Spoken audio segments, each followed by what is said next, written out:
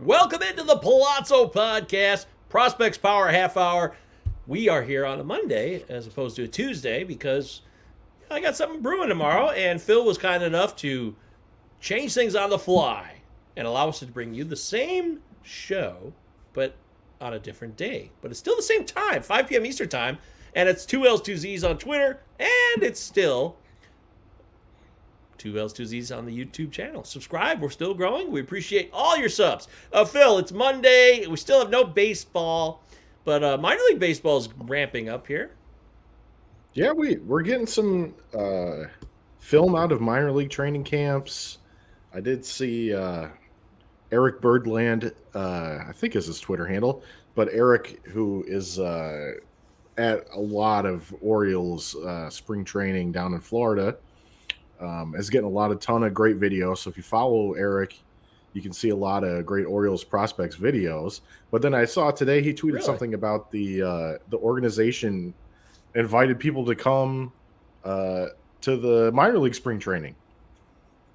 Free admission. So come on out, watch the minor league players. I mean, that's a great idea. So that's unusual, right? Because I was surprised when I saw that. It's kind of like I don't know. When I went to Arizona for spring training, whenever that was, 5-ish years ago, something like that, it was a little bit of you kind of had to ask around to figure out how to get to where the backfield prospects were playing at, because it wasn't really a highlight, right? You know, they had the kids stuck way in the back in Glendale somewhere, and I had to ask a couple people, like, how do I even get back there, right? So I think it's good to see them kind of highlighting the players. And Adley, I saw Eric post a nice video, Adley hitting some tanks, and our boy Kyle Stowers hitting line drives, who I think I picked up in a couple leagues this year. Stowers, who I accidentally drafted in a DC. A little premature, I think, but whatever. So I don't know. He might be up. Who cares? It's worth the shot. Worth the crack. So as long as it was late. I had him in my queue. It was like round 43 of a 50-round DC, and I wasn't sure I was going to draft him, but I got auto-picked, and that's what happened. So yeah. Jasper's in the house. Jasper. What's up, brother? Thanks for popping in on a Monday with us, Jasper. This is old school. We used to do the show on a Monday. If you're on the YouTube, I'm trying my best to work baseball voodoo, because somehow I have on a White Sox t-shirt here, and then I grabbed the hat that was closest to the door, and it was a Padres hat. So I'm like one of those children that are wearing like mismatched sports teams. Or if you've ever seen the martial arts movie, Jean-Claude Van Damme martial arts movie, Bloodsport? Of course. Okay.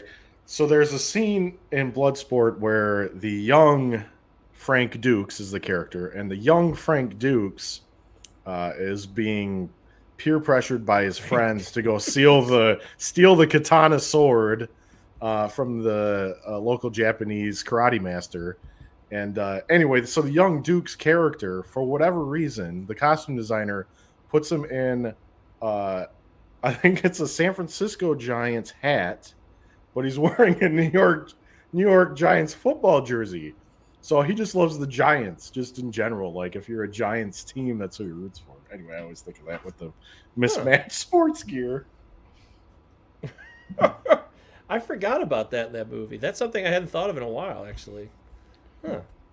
Yeah, Jasper says, I see you, Phil. Yeah, that's... My wife picked it up last time she was in Chicago, and actually she got me like a knitted beanie hat, which are hard to find, I guess. But I got a Southside knitted little beanie hat, too. Southside! All right. Yeah, we talked about the White Sox recently. We covered the first two divisions of our next Big Three series. We're not doing the AL West today. Sorry. Nope, Monday is not the new show day, Matthew. Sorry. We're doing an impromptu show because tomorrow I got some shit going on with my brother, and Phil was kind enough to jump on with me today. So it's kind of an impromptu open forum. A chance for you guys to ask some questions where we could dive into your Dynasty teams. Yeah. Your first player drafts. I had another first player draft start today, so I'm sure there's others of you who are gearing up. If you haven't already done yours, you're going to be doing those. We can take questions on that. It looks like what we know, Phil, Mr. Suzuki will definitely be joining MLB regardless of the lockout situation. The latest update the other day was he will be in an MLB uniform. Just don't know which one yet. So. Yeah, I think that's he's the age where he's got to come over, I would say. So it's now or never, and I think he wants to play in the bigs anyway. So it makes too much sense for him to come over this year. I think it has to happen. Crochets. You see this comment here? Crochet beanies. Wife. Garrett Are they Crochet beanies? Hey! Are they Garrett Crochet beanies? He did capitalize They it, have so a- that is peculiar. I would call that. I don't know, Michael, if you grew up with this term in Michigan at all, or if it's because of my Canadians in my family. But I would call that type of hat a toque. Would you call it a toque? I don't think I've ever TOQUE, a toque, like the beanie with the bingo ball on top. You know what I'm talking about? I know that hat for sure, but I never heard it called that. Yeah. That's the French. It's the French word for hat, so you'd call it a toque. I think the French Canadians call it that, but we always called it. Give me that growing toque. up. Yeah, put on your toque, son. Sam, I haven't seen Sam Jacobowitz in forever. He's regular on the show last year on the YouTube stream. Always has a trade to share with us. Garrett Cole finishing as the #1 player this year. I mean, that would be very format specific, Sam. Well, yeah, and the points in our points dynasty league that we did that startup draft in, that could happen for sure. Man, I don't know. I guess it really comes down to innings, probably. If Cole can throw over 200 innings, it could happen for sure. You know, he strikes out 300 guys or something. I could see the case. I guess the question is he worth the risk of drafting that high or not? But pitchers can definitely do it. DeGrom has done it, so Yep. even in there's no doubt about Roto. So wow, that is true. And what I know about Sam is that he's definitely a points league guy, so that would make a lot of sense. He's always trying to make moves in his points league. You and I just finished up our 70-round startup dynasty style points league. Have you had a chance to peruse your roster yet? You know, I looked for a bit. I saw Colin Coolahan.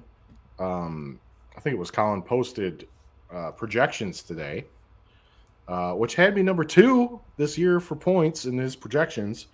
So I was happy about that. So look, it is what it is. There were some nights where I didn't quite get the cue set before I went to bed over here. So you just kind of get what you get, and you just know you're going to work on your roster.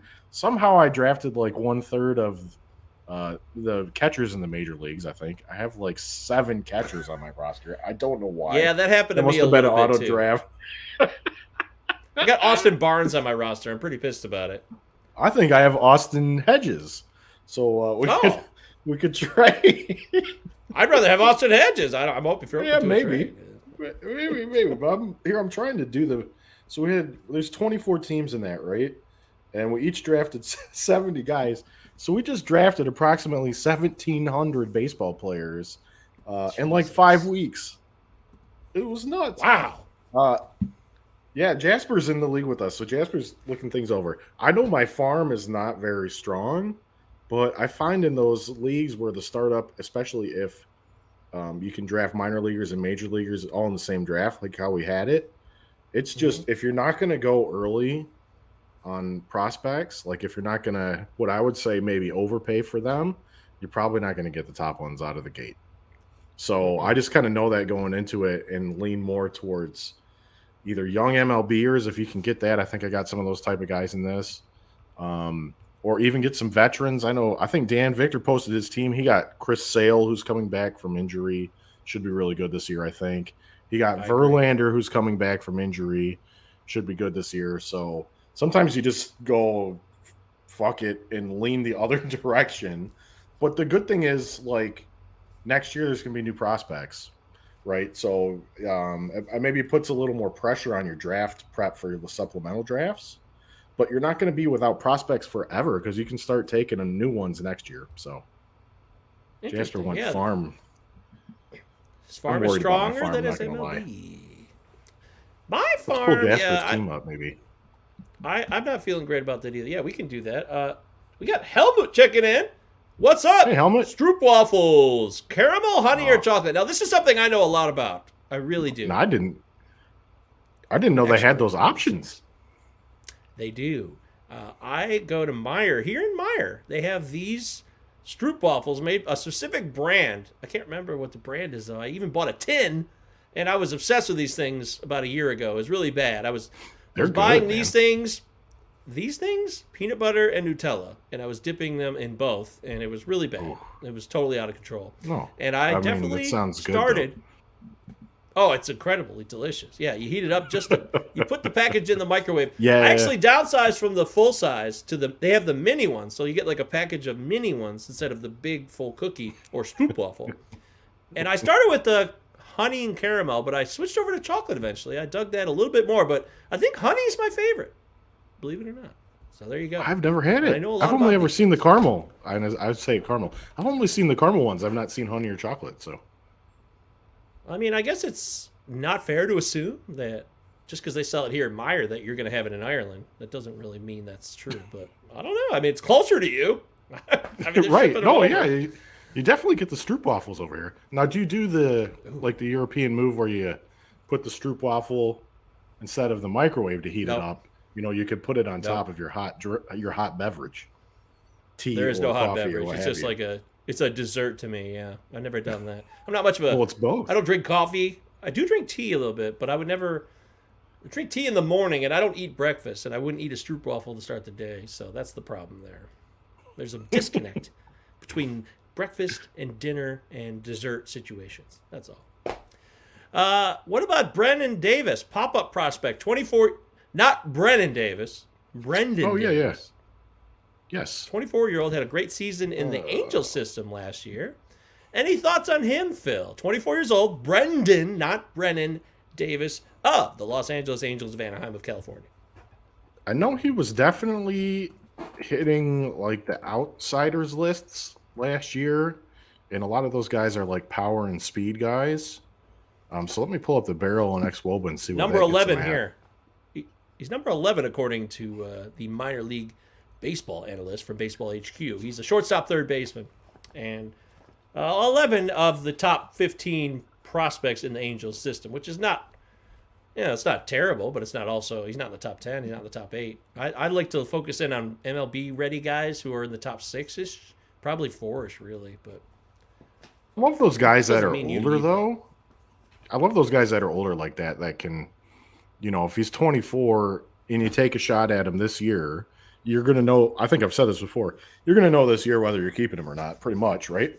So even if it's somebody you keep around for a couple months and he doesn't pan out, you just turn him into somebody else. So, but I just pulled him up here. I've got his estimated X-Woba at 347 last year and estimated barrels at 12.3%. So the barrels are very nice. That's above average power. And I think if I remember correctly, he's a guy that runs some too. I pulled that out of my arse. Well, Brendon Davis. Brendan, forget. The Brennan. bottom line is that Brendon Davis is not Brendan Davis, but he still might have something to offer. Jasper says honey, by the way. Jasper wants the honey Stroop waffle. And Jasper also got Luke Baker and Eric Lauer on his team. He was happy for that. Side note about Jasper's team. Yeah, Brendon Davis's ISO at AAA last year was over 300. Usually like 200's my cutoff. He was over 250 at every stop, and he had an ISO of 308 at AAA, and his strikeout percentage came down to 21% there. He was taking a few walks too. So that's all enticing. I guess he doesn't run as much. Oh, yeah, no. And he stole 14 bags last year between all levels. So, I mean, you're looking at a guy that could be like a 30-10 type if he could play. The Angels have used these kind of guys too, like Jared Walsh, right? So maybe you can play a couple positions for him, plug some holes when they're veterans inevitably get hurt, which I'm sure will happen this year again, like always happens to the Angels. So, and if like the forecaster only has him 11th in the system, he's probably not a guy that you have to spend a real high pick on to get, or he might just be sitting there in a lot of leagues out on the waivers. So I like it. I'd take a crack at him. I'm gonna go look and see if he got picked in our league or not here. Everybody's gonna be on the podcast picking up the same players though. Yeah, that's true. There could be some redundancy in the Department of Redundancy department. So Jasper's team is called the Larwell White Sox. So why don't we take a little peek at one of our most dedicated listeners / viewers / Palazzo pals? Oscar Colas is exciting. Jasper got him, the international prospect that the White Sox signed this offseason, but have really been, I think they really signed him about 2.5 years ago in reality. So Colas is an exciting guy. Really? Jasper looks like he's got a lot of pitching prospects here. Graham Ashcraft I really like for the Reds. He had a great year last year. So Ashcraft's an exciting guy, and the Reds seem to be doing a good job with kind of manufacturing a sort of a pitching production line there, kind of like a Cleveland type thing. He got Dre Jameson from the Diamondbacks, who's a really exciting pitcher, can throw 100. He had a great year last year as well. And then you got Jack Leiter, who, could be one of the top pitching prospects as soon as, I don't know, mid-season this year if he pitches well and some guys graduate. So those are some exciting pitching prospects he's got there. Probably better than any I have, I would think. Who's this Gabriel? He's got a guy here, Gabriel Rodriguez. Yeah, I'm not familiar with, but he's listed as an outfielder / pitcher, which is interesting. That's right. I think I was looking at him, and I passed on that. I didn't know much else beyond that.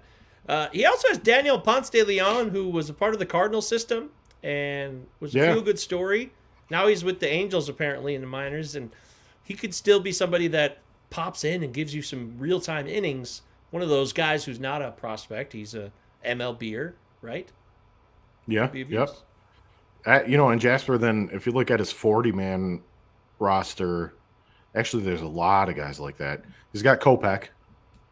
Kopech's a really nice pick. That could be huge even as soon as this year. He's got Crochet. He's got Jose Urquidy, who might pitch a good amount of innings for Houston this year.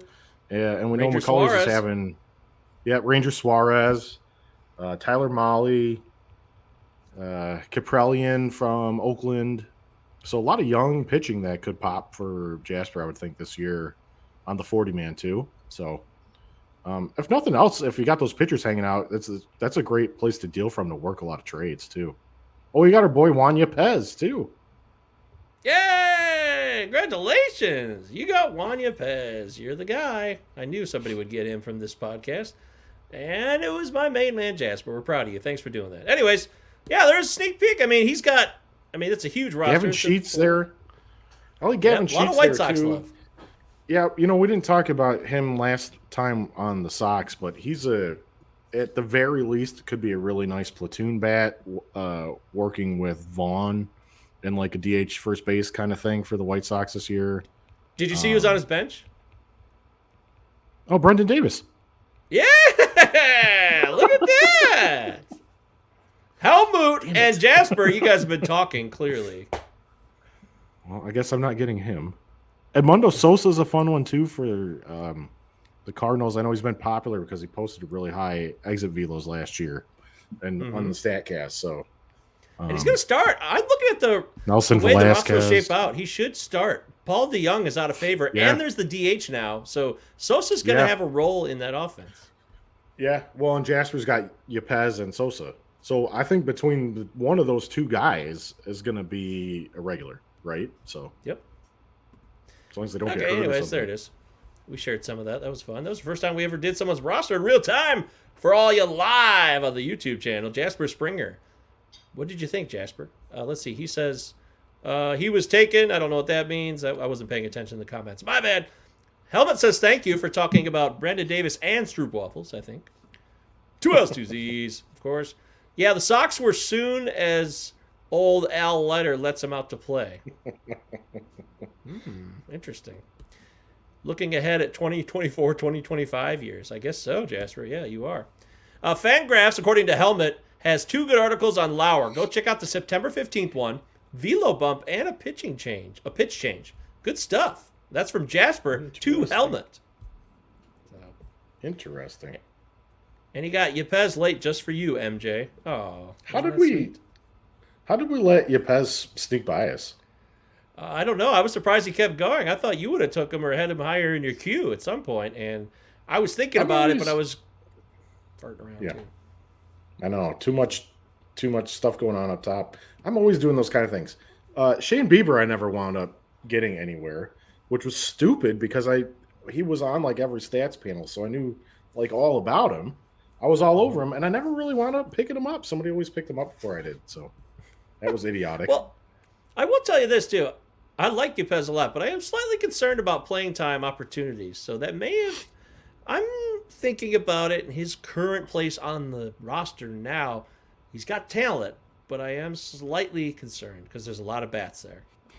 It's just all depends on where you pick him, though. Right? Like at some point, yes, it makes a lot of sense to take him. I think, right? I think I deprioritized him a little bit though because I was concerned about current fantasy opportunities. Yeah. But if he had lasted at a certain point, I definitely would have took him regardless. But I don't know exactly when he went in the draft. Of over 1,700 players, it's you want to sort through all that. Be my guest. So. The good news is I'm looking at my Dublin Green Sox team, and we do have Nico Goodrum at short, which should be nice. You're going to get some big returns on that one. He has the coveted blue flag on Fantrax, which means he's not on a team. That's always a nice one to have. I think sometimes they have one that's like a black flag, like the guy is. I can't remember what that one's for. It's something terrible. Black flag. Wow. I have Trout. Trout's going to save this team full of catching. They have the orange flag. I think is for suspended. I can't remember what the suspension. Yeah, it was. Flag Yeah, I think they had a black one. It might be suspension. Was the black flag one? It's like a pirate, You got Trout. Yeah, I mean that's great. Trout's going to be amazing this year. Trout can pave over a lot of weaknesses, thankfully. Jasper says, I think Bieber is going to be a surprise to a lot of folks this season. The way he is being viewed by a lot of people overall, I guess it would be a surprise if he was back to Cy Young level. That would be a surprise. It would. So if that's what you're saying, then yes. He could do, as I say over here, he could do. He could do. I'm not so sure about that. I think it's classic situation, Phil, where I want to see it first. I don't always say that, but sometimes there are situations where spring training really does help me, and seeing players in action make a difference. We make a big deal too much of spring training, and then other times we're too trite about it. But it does have its place for certain players, specifically ones where I need to see something because they kind of left us hanging on a big old cliffhanger at the end of last year. Yeah, I'm with you. Especially pitchers. Pitchers are nice because you want to see is the velo bumping up? You know what I mean? You don't want to avoid the guys that don't get ramped up. Who was Bumgarner maybe a couple years ago? And he couldn't get past like 87. And then it was like, this was when he first signed with the Diamondbacks or whatever. You know what I mean? So, that's spring training's great. Like you said, you just got to look at the right couple things, Remember, our Dynasty League is a points league, so take that into consideration. It's important. I took some guys where I was trying to get the kind of in-betweener status, I guess. Guys like, Dalton Varsho, who are growing. Like Varsho. I got Jake Berger, who I think is on the brink. Speaking of Jasper's we talked about him last time. Yep. Yep. Josh Rojas, who's a late bloomer. He got to break out a little bit last year, struggled a little bit, so I'm not quite sure what's going to happen with him. He's 27, but I do think he has something to offer. Yep. Jaron Duran of the Red Sox, who I expect to be a full-time left fielder at some point soon for them. Yep. Rosarena. Yeah, Rosarena. I mean, he speaks for himself. Actually, Bradley Zimmer, who I never give up on. Never give up on Bradley Zimmer. And then there's a whole run of catchers like I talked about. Austin Barnes, Kyle Higashioka, Dom Nunez, Kevin Plawecki, Connor Wong. It's just ridiculous. I don't... whatever. I screwed up. Connor Wong, I think, was a target you had talked about. I did. I actually had him in my queue. That's true. The Connor Wong selection was prior to the run of catchers where I left it on auto draft for like a day, and I come back and I've got Barnes, Higashioka, Nunez, and Plawecki. So. Stupid. Yeah, Wong. I'm wondering. He should be a good points guy because he gets on base, right, and hits for power. I just wonder who the Lions take at number 2. There you go. I wonder where's the playing time maybe for Wong in Boston, but all it takes is an injury, I guess, though, too. So I'm thinking an injury, or I think maybe he starts to make some noise. I'm thinking it's possible. Now, I don't have anything to prove that, but I think Christian Vasquez, he is talented at times, but he's also inconsistent, and they might, Bloom brought in Wong, too. And I like to think that a guy who brings in a certain guy wants to see what he can do with that player. And that's one of especially when you're a new guy like that. Yeah. I pick up what you're putting down there. Yeah, the Lions are trash. We know that. Well, the Lions are growing. I will say that. I think there's better days ahead, believe it or not. But I think it looks like right now all the tea leaves are saying it's going to be local boy Aiden Hutchinson. But I expect there to be a zigzag from that. They'll go in a swerve. They should trade down and take that kid from Georgia. Is it Jonathan Davis, the defensive lineman? Oh, yeah. Yes, absolutely. He's what is he weighs through? What is he like 6'7", 341, and he ran a 4.78 40. Flies. 4.78 40. Oh my goodness! I remember watching him collegiate ball last year, and I thought he looked fantastic. Nobody had an answer for him. I mean, I know it was college football, not the NFL, but they really couldn't deal with the guy. I don't know why Uga was only playing him 2 downs most of the time, but I don't know either. Yeah. I think Aiden Hutchinson could be a bust, though. I don't know. He seems... Maybe I'm just being too biased here because he came up from a high school locally, and then he plays at Michigan locally, and is he really this good? Maybe he is. I don't know. It just seems strange. What high school did you go to? I didn't know Divine Child. Oh, ew. Yeah. Ew. Oh, you don't like that? You don't like that? No, I played lacrosse growing up, and I played for Fenton, but it was like a club team in Fenton. We had kids from about 13 high schools. One year we had a kid from Sarnia, which isn't even an American, right? He was a Canadian kid. And also, because in Canada now, high school in Canada, you have an extra grade. You have a grade 13 in Canada. What? I don't know if that still exists, but it didn't when we were kids.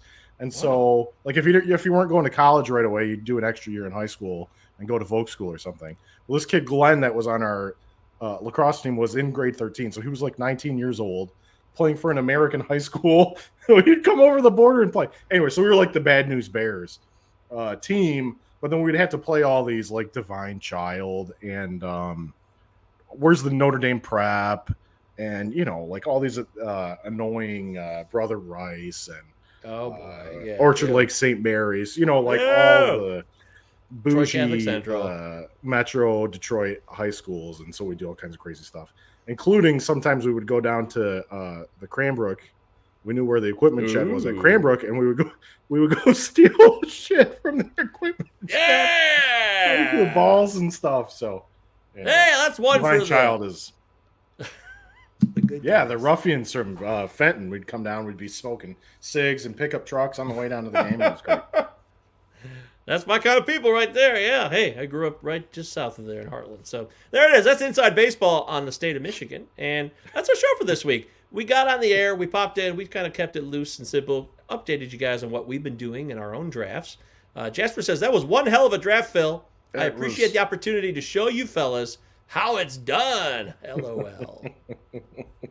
The fun thing is we're just starting, though. Like, the draft can be like a test of stamina. But now we got our teams, and now we can look at stuff, and now I can say, hey, holy shit, why do I have 8 catchers? Or why didn't I draft more pitching or whatever? And do the fun part, which is we can start making trades. And then if your team sucks and it's, the middle of June, you say, well, who cares? I'm going to get rid of my veterans and I'll have prospects now, like for me, if I don't have prospects. It's always something to do. Or if your team's kind of on the fence. I don't know. There's always something to do. Yeah, right. So, especially with rosters this deep. So that's the benefit of Dynasty. I completely with you. This was the longest draft I'd ever done in my life. So I learned a lot from this. And I really got deep on the player pool. And I'm going to make notes of this if I ever get to do another startup because I I know who's in the top 15 of like every team now. I've got the top 15 down of every team in the baseball, prospect-wise. All right, that's it. Thanks to Phil, of course, our main man, and myself truly, yours truly, myself independently of you. Phil of Sports on Twitter, PHIL. Yeah, I mean mine. Enemy Mine. Remember that movie with Dennis Quaid and that alien dude? Yeah, that was weird. Lou Gossett Jr. played the alien under the fish. He was like a fish alien. That's a weird-ass movie. I don't know, but I'm about to look it up now. Oh, you have to. Yes.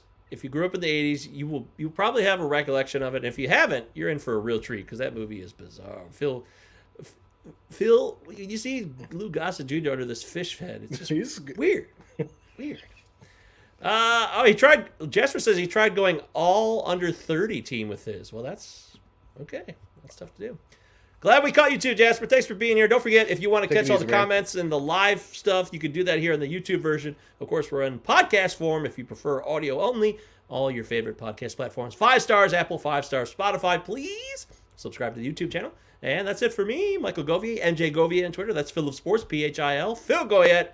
And we will catch you guys next week. Maybe we'll have a deal. Probably not, but hey, we'll be here. Yeah.